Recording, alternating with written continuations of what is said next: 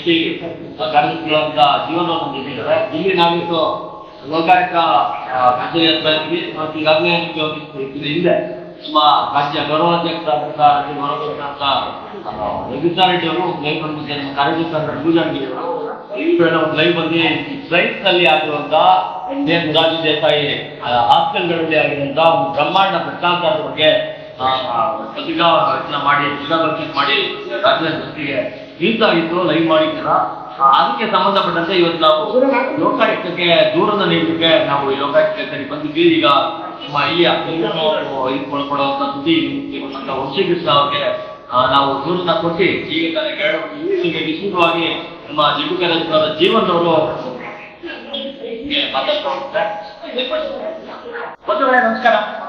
ಕಳೆದ ನವೆಂಬರ್ 28ನೇ ತಾರೀಕು ಪಕ್ಷದ ಕೇಂದ್ರ ಕಚೇರಿಯಲ್ಲಿ ರಾಜ್ಯಾಧ್ಯಕ್ಷರ ಕಚೇರಿಯಲ್ಲಿ ನಿಮಗೆಲ್ಲ ತಿಳಿದಿರುವಂತೆ ಒಂದು ಪತ್ರಿಕಾಗೋಷ್ಠಿಯನ್ನು ಕೆಆರ್ಎಸ್ನ ಗೌರವಾಧ್ಯಕ್ಷರು ಮತ್ತು ಕಾರ್ಯಾಧ್ಯಕ್ಷರಾದಂತಹ ರವಿಕೃಷ್ಣ ರೆಡ್ಡಿ ಹಾಗೂ ರಘುಜಾಂಗಿ ನೇತೃತ್ವದಲ್ಲಿ ಒಂದು ಪತ್ರಿಕಾಗೋಷ್ಠಿಯನ್ನು ಮಾಡಲಾಗಿದೆ.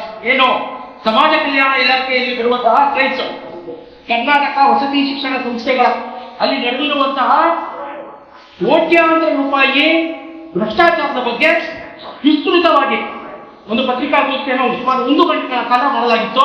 ಅದಕ್ಕೆ ಸಂಬಂಧಪಟ್ಟಂತೆ ಅವತ್ತೇ ನಮ್ಮ ಪಕ್ಷದ ಗೌರವಾಧ್ಯಕ್ಷರು ರವಿಕೃಷ್ಣ ರೆಡ್ಡಿ ಅವರು ಹೇಳಿದ್ರು, ಈ ವಿಚಾರವನ್ನ ನಾವು ಲೋಕಾಯುಕ್ತಕ್ಕೆ ದೂರನ್ನು ಸಲ್ಲಿಸುವ ಮುಖಾಂತರ ಇದಕ್ಕೆ ಒಂದು ಕೊನೆಯನ್ನ ಕಾಣಿಸಬೇಕು. ಇಲ್ಲಿ ಏನು ಬ್ರಹ್ಮಾಂಡ ಭ್ರಷ್ಟಾಚಾರ ನಡೆದಿದೆ ಅದನ್ನ ಕರ್ನಾಟಕ ಲೋಕಾಯುಕ್ತರು ತನಿಖೆ ನಡೆಸಿ ಅಲ್ಲಿರುವಂತಹ ಆಗಿರುವಂತಹ ಅಕ್ರಮಗಳನ್ನ ಯಾರ್ಯಾರು ಈ ಅಕ್ರಮದಲ್ಲಿ ಪಾಲ್ದಾರಾಗಿದ್ದಾರೆ ಅವರಿಗೆ ಶಿಕ್ಷೆ ಕೊಟ್ಟುವಂತ ಕೆಲಸವನ್ನ ಕೆಆರ್ಎಸ್ ಪಕ್ಷ ಲೋಕಾಯುಕ್ತಕ್ಕೆ ದೂರು ನೀಡುವ ಮುಖಾಂತರ ಮಾಡುತ್ತೆ ಅಂತ ಹೇಳಿ ಅವತ್ತು ಹೇಳಿದ್ರು. ಹಾಗಾಗಿ ಇವತ್ತು ನಾವು 4ನೇ ತಾರೀಕು 4-12 ಡಿಸೆಂಬರ್ 2025 ಇಲ್ಲಿ ಬಂದು ನಮ್ಮ ರಘುನಂದನ್ ಅವರು ಹೇಳಿದಂಗೆ, ಯಾಕೆಂದ್ರೆ ಕ್ರೈಸ್ ಇರುವಂತದ್ದು ಬೆಂಗಳೂರಿನಲ್ಲಿ ಅದರ ಹೆಡ್ ಆಫೀಸ್ ಇರುವಂತದ್ದು ಏನು ಇಲ್ಲ IAS ಅಧಿಕಾರಿ ಇದಕ್ಕೆ ಸಂಬಂಧಪಟ್ಟ IAS ಅಧಿಕಾರಿ ಇರುವಂತದ್ದು ಇಲ್ಲಿಂದ. ಯಾಕಂದ್ರೆ ಬಹುತೇಕವಾಗಿ ಏನೇನು ಆಗಬೇಕು ಟೆಂಡರ್ ಪ್ರೊಸೆಸ್ ಆಗಿ ಅಥವಾ ಆದೇಶಗಳನ್ನೆಲ್ಲ ಆಗುವಂತದ್ದು ಇಲ್ಲಿಂದಾನೆ. ಹಾಗಾಗಿ ಇಲ್ಲಿ ಅವತ್ತೆಲ್ಲ ವಿವರವಾಗಿ ಹೇಳಿದ್ವಿ. ಮತ್ತೊಮ್ಮೆ ಏನೇನು ದೂರನ್ನ ಕೊಟ್ಟಿದ್ದೀವಿ ಅನ್ನೋದನ್ನ ಸಂದರ್ಭವಾಗಿ ನಾನು ಹೇಳ್ತಾ ಹೋಗ್ತೇನೆ. ಏನು DSR ವೆಂಚರ್ಸ್ಗೆ ಇವ್ರು ಕೊಟ್ಟಿದ್ದಂತ ಗ್ಲೋಬಲ್ ಪ್ರಾಜೆಕ್ಟ್ ಅಲ್ಲಿ ಸುಮಾರು 6 ಲಕ್ಷ ರೂಪಾಯಿ ಆಗುತ್ತೆ ಅಂತ ತಗೊಂಡಿದ್ದಾರೆ. ಅದಕ್ಕಾಗುವಂತದ್ದು ಬರೀ 1.5 ಲಕ್ಷ ಇಲ್ಲಿ ದೊಡ್ಡ ಮಟ್ಟದ ಭ್ರಷ್ಟಾಚಾರ ಆಗಿದೆ. ಮತ್ತೆ ಬಿಸ್ನೆಸ್ ಟೀಮರು ಈಗ ಅವ್ರು ಹೇಳ್ತಾ ಇದ್ರು, ಹೌದು ಕೋಟೆಗೆ ಬಳಸೋದು ನೋಡಿದ್ರೆ ಸುಮಾರು 40ರಿಂದ 45 ವಸತಿ ಶಾಲೆಗಳಿಗೆ ಭೇಟಿ ಕೊಟ್ಟಿದ್ರಂತೆ. ಈಗ ಅವ್ರು ಹೇಳೋದು ನಮ್ಗೆ ಹೋಗಿದ್ವಿ, ಆದ್ರೆ ನಿಜವಾಗ್ಲೂ ಹೊಸದಾಗಿ ಎಲ್ಲೇನಾಗಿದೆ ಅಲ್ಲಿ ಮಾತ್ರ ಸುಮಾರಾಗಿ ಮೇಂಟೈನ್ ಇದೆ. ಆದ್ರೆ ಹಳೆಯ ಕಟ್ಟಡಗಳಿರ್ಬೋದು ಅಲ್ಲಿರುವಂತ ಅವ್ಯವಸ್ಥೆ ನೋಡಿ ನಮಗೂ ಬಹಳ ಬೇಜಾರಾಗಿದೆ. ಈ ಕೊಟ್ಟಿರುವಂತದ್ದು ಒಳ್ಳೆಯದು. ನಾವು ಇದ್ರ ಮೇಲೆ ಖಂಡಿತವಾಗಿಯೂ ಕ್ರಮ ಜರುಗಿಸುವಂತ ಕೆಲಸವನ್ನ ಮಾಡ್ತೀವಿ ಅನ್ನುವಂತ ಭರವಸೆ ನಾವು ಕೊಟ್ಟಿದ್ದೇವೆ. ಬಿಸ್ನೆಸ್ ಟೀಮರು ಸುಮಾರು 2,77,000 ಅದು ರೀಟೇಲ್ ಬೆಲೆ 35,000ರಿಂದ 40,000ಕ್ಕೆ ಸಿಗುತ್ತೆ. ಅದೇ ಇಲ್ಲಿ 2,77,000 ಕೋಟ್ ಮಾಡಿ ತಗೊಂಡಿದ್ದಾರೆ. ಇದೇ ರೀತಿಯಾಗಿ ಏನು ಫಸ್ಟ್ ಏಡ್ ಕಿಟ್ಟು ಕೇವಲ 1,ರಿಂದ 2,000 ರೂಪಾಯಿ ಖರ್ಚಾಗುವಂತ ಫಸ್ಟ್ ಏಡ್ ಕಿಟ್ಗೆ 10,000 ರೂಪಾಯಿ ಬಿಲ್ ಮಾಡಿದ್ದಾರೆ. ಈ ರೀತಿಯಾಗಿ ಸುಮಾರು ನಾವು ಪಟ್ಟಿ ಮಾಡಿರುವಂತದ್ದೇ ಸುಮಾರು ಒಂದು 10 ಐಟಮ್ಗಳಿದ್ದಾವೆ. ಈ ರೀತಿಯಾದಂತ ಯಾಕಂದ್ರೆ ಸುಮಾರು ಎಲ್ಲಾನು ಹೇಳ್ಬಿಟ್ಟಿದೀವಿ. ಆದ್ರೆ ನಾವಿವತ್ತು ದೂರು ಕೊಟ್ಟಿರುವಂತದ್ದು ಲೋಕಾಯುಕ್ತಕ್ಕೆ ದೂರಿದ್ದೀವಿ. ಇದ್ರ ಬಗ್ಗೆ ಈಗ ಇಲ್ಲಿನ ಅಧಿಕಾರಿಗಳು ತನಿಖೆ ನಡೆಸಿ ಈ ಭ್ರಷ್ಟಾಚಾರದಲ್ಲಿ ಯಾರ್ಯಾರು ಪಾತ್ರಧಾರಿಗಳಿದ್ದಾರೆ ಪಾಲುದಾರಿದ್ದಾರೆ ಅವ್ರ ಮೇಲೆ ಕಾನೂನು ಕ್ರಮವನ್ನು ಜರುಗಿಸ್ತಾರೆ ಎನ್ನುವಂತ ವಿಶ್ವಾಸದಲ್ಲಿ ನಾವು ಇವತ್ತು ದೂರನ್ನ ಹೆಚ್ಚಿದ್ದೀವಿ. ನಮಗೆ ವಿಶ್ವಾಸ ಇದೆ. ಯಾಕಂದ್ರೆ ಅಲ್ಲಿರುವಂತವ್ರು ಹೇಳ್ತಾರೆ, ಇವತ್ತು ಇನ್ನು ಲೋಕಾಯುಕ್ತ ಉಪಲೋಕಾಯುಕ್ತರು ಇವತ್ತು ಬೆಳಗ್ಗೆ ನಾವು ಪತ್ರಿಕೆಗಳಲ್ಲಿ ಓದಿದ್ದೀವಿ, ಕರ್ನಾಟಕ ಇವತ್ತು 5ನೇ ಸ್ಥಾನದಲ್ಲಿ ಭ್ರಷ್ಟಾಚಾರದಲ್ಲಿ. ಆಮೇಲೆ ಯಾವುದೇ ಸರ್ಕಾರಿ ಕಚೇರಿಗಳಿಗೋದ್ರು ಭ್ರಷ್ಟಾಚಾರ ತಾಂಡವವಾಗ್ತಾ ಇದೆ. ಕರ್ನಾಟಕ ರಾಜ್ಯದಲ್ಲಿ ಇವತ್ತು 63% ಭ್ರಷ್ಟಾಚಾರ ಆಗುತ್ತೆ. ಅಂದ್ರೆ ಯಾವ್ದಾದ್ರು ಒಂದು ಪ್ರಾಜೆಕ್ಟ್ಗೆ 100 ರೂಪಾಯಿ ಕೊಟ್ರೆ ಅದರಲ್ಲಿ ಕೆಲಸವಾಗುವಂಥದ್ದು ಬರೀ 37 ರೂಪಾಯಿ, ಇನ್ನ 63 ರೂಪಾಯಿ ಹೆಚ್ಚರ ಪಾಲಾಗ್ತಾ ಇದೆ. ಇದರಲ್ಲಿ ನಾವು ಅಭಿವೃದ್ಧಿ ಕಾಣಲಿಕ್ಕೆ ಸಾಧ್ಯ? ಅವ್ರು ಹಿಂದೂ ಇಲಾಖೆ ಅಂತ ಹೇಳ್ತಾ ಇಲ್ಲ, ಉಪಲೋಕಾಯುಕ್ತರು ವೀರಪ್ಪ ಸಾಹೇಬರು ಪ್ರತಿಯೊಂದು ಇಲಾಖೆಯಲ್ಲೂ ಭ್ರಷ್ಟಾಚಾರ ತಾಂಡವವಾಗ್ತಾ ಇದೆ ಅಂತ ಹೇಳ್ತಾ ಇದ್ದಾರೆ. 63% ಭ್ರಷ್ಟಾಚಾರ ಅಂದ್ರೆ ನಾವು ಕರ್ನಾಟಕ ಯಾವ ದಿಕ್ಕಿನಲ್ಲಿ ಸಾಗ್ತಾ ಇದೆ?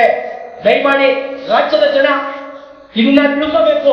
ಇಂತಹ ಯಾಕೆ ಇಷ್ಟು ಭ್ರಷ್ಟಾಚಾರ ಆಗ್ತಾ ಇದೆ ಅಂದ್ರೆ ಇವತ್ತು ನಮ್ಗೆ ಆಡ್ತಾ ಇರುವಂತಹ JCB ಪಕ್ಷದ ಭ್ರಷ್ಟ ರಾಜಕಾರಣಿಗೆ ಪ್ರಮುಖವಾಗಿದ್ದಕ್ಕೆ ಕಾರಣ. ನಾವು ರಾಜಕಾರಣವನ್ನ ಸರಿ ಮಾಡಲಿಲ್ಲ ಅಂದ್ರೆ ಇವತ್ತೇನು 63 ಇದೆ, ನಾಳೆ ದಿನ ತುಂಬಕ್ಕಾಗೋದ್ರಲ್ಲೂ ಯಾವುದೇ ರೀತಿಯ ಸಂಶಯ ಬೇಡ. ಇದು ಇದೆ ಇವತ್ತೇನು ನಾವು ಸಮಾಜ ಕಲ್ಯಾಣ ಇಲಾಖೆಯ ಕ್ರೈಸ್ತರ ಬಗ್ಗೆ ಇಲ್ಲಿ ದೂರನ ಸಿಗ್ತಿದ್ದೀವಿ. ಇಲ್ಲಿ 70-80% ಭ್ರಷ್ಟಾಚಾರ ನಡೆದಿರುವಂಥದ್ದು ಬರೀ ಒಂದು ಸಂಸ್ಥೆಯಲ್ಲಿ, ಬರೀ ಒಂದು ಸಂಸ್ಥೆಯಲ್ಲಿ 70-80% ಭ್ರಷ್ಟಾಚಾರ ಆಗಿದೆ. ಈ ನಿಟ್ಟಿನಲ್ಲಿ ಇವತ್ತೇನು ಕರ್ನಾಟಕ ಉಪಲೋಕಾಯುಕ್ತರು ನಾವು ಹೇಳ್ಕೊಂಡ್ರೆ ಇಬ್ಬರು ಉಪಲೋಕಾಯುಕ್ತರು ಏನಿದ್ದಾರೆ ನಿಜವಾಗ್ಲೂ ತುಂಬಾ ಶ್ರಮ ಪಟ್ಟು ಕೆಲಸವನ್ನ ಮಾಡ್ತಾ ಇದ್ದಾರೆ. ನಾವು ಮುಂದೆ ದಿನನಿತ್ಯ ಒಂದಲ್ಲ ಒಂದು ಕಡೆ ರೈಲುಗಳಾಗ್ತಾ ಇದ್ದಾವೆ, ಅಲ್ಲಿರೋ ವಿಚಾರಗಳನ್ನ ತಿಳಿಸ್ತಾ ಬರ್ತಾ ಇದ್ದಾರೆ. ಒಳ್ಳೆಯ ಕೆಲಸ ಕರ್ನಾಟಕದ ಉಪಲೋಕಾಯುಕ್ತಗಳು ಇವತ್ತು ಮಾಡ್ತಾ ಇದ್ದಾರೆ. ಅವ್ರ ಮೇಲೆ ನಾವು ಭರವಸೆ ನೀಡೋಣ. ಈ ಕೈ ಸಂಸ್ಥೆಯಲ್ಲಿ ಆಗಿರುವಂತಹ ಅಗತ್ಯವನ್ನು ಇವತ್ತೇನು ಒಂದು ಹೇಳ್ತೀವಿ, ದೂರನ್ನ ದಾಖಲಿಸಿಕೊಂಡು ಸಾಮಾಜಿಕವಾಗಿ 100ಕ್ಕೆ 100ರಷ್ಟು ಅವರು ಮಾಡ್ತಾರೆ ಅನ್ನುವಂತ ವಿಶ್ವಾಸದಲ್ಲಿ ನಾವು ಇದ್ದೀವಿ. ಮುಂದಿನ ದಿನದಲ್ಲಿ ಏನಾಗುತ್ತೆ ಅಂತ 2ನೇ ಹಂತದಲ್ಲಿ ಉಪಲೋಕಾಯುಕ್ತರನ್ನ ವೀರಪ್ಪ ಅವ್ರನ್ನ ನಾವು ಭೇಟಿ ಮಾಡಿ ಏನಾಗಿದೆ ಅನ್ನುವಂಥದ್ದನ್ನ ತಿಳ್ಕೊಂಡು ಮತ್ತೆ ರಾಜ್ಯದ ಜನರ ಮುಂದೆ ಬರ್ತೀವಿ ಅಂತ ಹೇಳ್ತೀನಿ. ನೇಟ ಎಲ್ಲರೂ KRS ಪಕ್ಷವನ್ನ ಬೆಂಬಲಿಸಬೇಕು ಅಂತ ಹೇಳಿ ನಾನು ಕೇಳ್ಕೊತೀನಿ. ಹಾಗೆ ಸ್ನೇಹಿತರೆ, ಈಗ ಹೇಳ್ದಂಗೆ ಸ್ವತಃ ಉಪಲೋಕಾಯುಕ್ತರು 60 ಎಷ್ಟು ಪರ್ಸೆಂಟ್ ಅಷ್ಟು 63% ಆಕ್ಚುಲಿ ಅದು ಈ ತರ ಇಲ್ಲ. ಯಾಕಂದ್ರೆ ಅವ್ರು ಇನ್ನೂ ಕುಲಂಕುಷವಾಗಿ ಹೋಗ್ತಿಲ್ಲ.